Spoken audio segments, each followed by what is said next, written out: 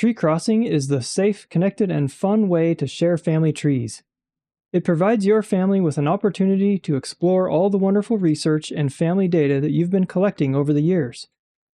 I'll walk you through this from the perspective of a fictional person named Mary, reflecting on what your experience might look like as you get started.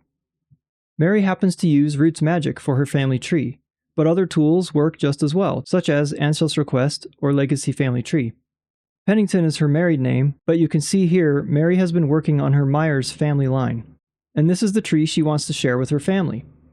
In her browser, she goes to treecrossing.com, and there's plenty to see here if she's not sure what tree crossing is all about, but let's just jump right in by clicking here, which lets her start a free account. She simply adds her name and email, and Tree Crossing has sent a sign-in code to Mary's inbox. So she'll go to her inbox and grab that code, and then go ahead and enter that here to complete the setup of her account.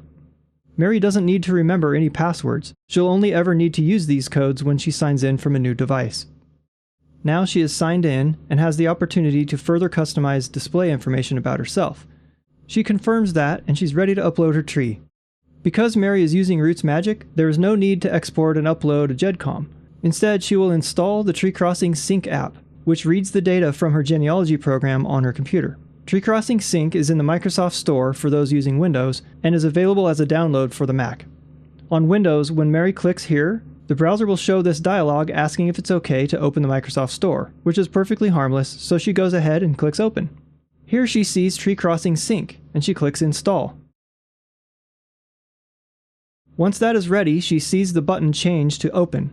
And just to show that it's installed, we can also open the Windows Start menu and type Tree Crossing, which is where Mary will generally go to open the app. And Tree Crossing Sync is launched. We can close out the Microsoft Store since it's not needed anymore. So why does Mary need this Tree Crossing Sync app? It's a simple tool that reads her database file, uploads it to Tree Crossing, and keeps it synchronized with Tree Crossing anytime she makes changes in her genealogy program. The Sync app never makes changes to her RootsMagic database.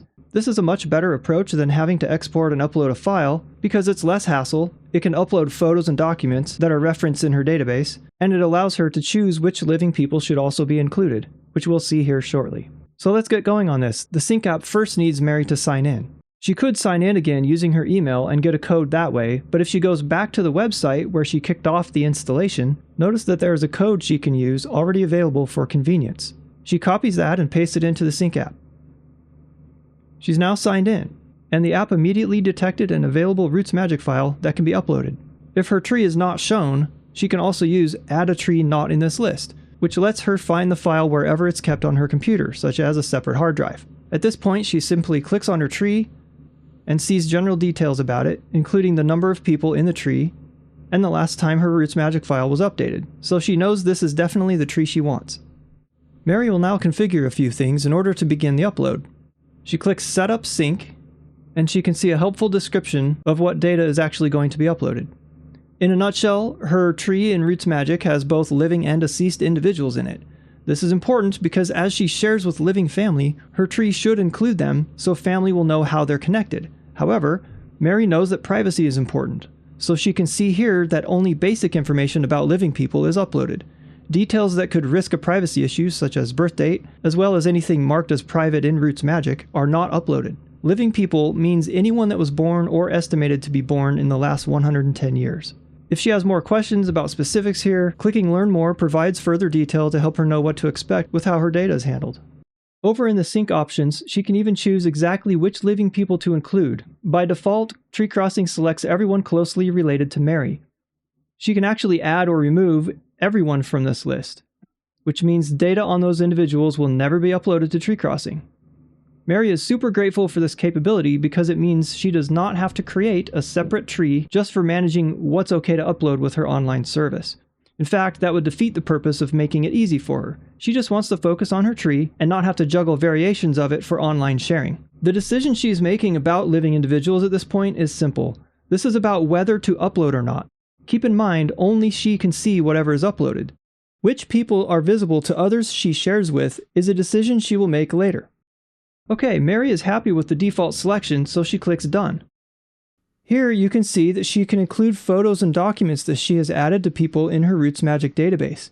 She sees that some of them are marked as not found, which means Tree Crossing Sync is telling her that Roots Magic doesn't have the correct file location for those photos. She would need to update her Roots Magic database with the proper path for those on her desktop. But for now, she'll just skip it, as she can always update that and sync it later. This last option is where Mary can make sure Tree Crossing understands who she is within her tree. This is important when she browses her tree online so that she can see how she is connected to her ancestors in the tree. Sometimes Tree Crossing Sync might not find an exact match, but that's no problem because Mary can always click here and search and find herself in the tree.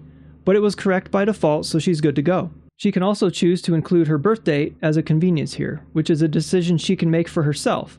But again, she's not making that decision for all other living people in her tree. She can always manage these details for her own profile online later. When she clicks Sync Now, she sees a pop-up to confirm the profile that represents her is correct, for reasons mentioned earlier. It looks correct, she clicks Continue and Start Sync, and her tree is now uploading. This may take a few minutes depending on the size of your tree and the number of photos. For Mary, it was pretty small and fast. By the way, it's worth mentioning, if she ever makes a change in Roots Magic and wants that change online, all she has to do is open the Sync app and click Sync to push the changes up. It's quick and easy. Now that her initial upload is done, all she has to do is click Explore My Tree, which opens her web browser right into her Tree Crossing account. Here, she sees a home screen which she can tell is already displaying information right from her tree, without any effort on her part. She recognizes these names, and even these places are relevant to her ancestors. Mary, of course, will be curious to browse the tree, which can be done right from here. Mary can now see that her data from Roots Magic shows up as expected, in a format designed for her family to learn and explore. She is now ready to try some other things, such as sharing with family members and seeing how multiple trees are handled. That wraps it up for this video. There's plenty more to explore, so be sure to check out our other tree crossing videos.